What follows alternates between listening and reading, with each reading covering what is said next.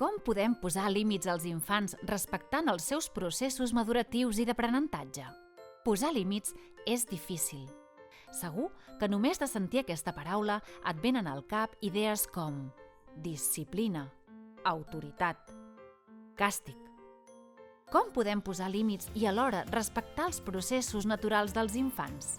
I si capgirem la manera tradicional d'entendre aquest concepte? I si posem límits en positiu?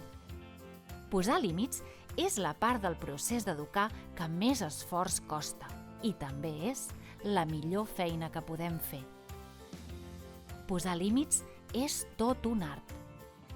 Un art que es pot aprendre.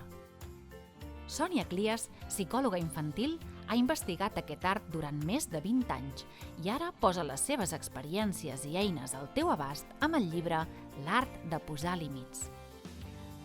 Els límits són una necessitat vital per als infants. Ajuden en l'educació emocional i social, milloren la relació entre l'adult i l'infant i són la clau per acompanyar de forma saludable els processos maduratius dels infants. Aquest llibre t'ofereix un gran ventall de propostes i exemples pràctics per aprendre l'art de posar límits amb confiança. Adquireix recursos per gestionar les rebequeries. Descobreix com els hàbits i els ritmes regulars et poden ajudar en el dia a dia.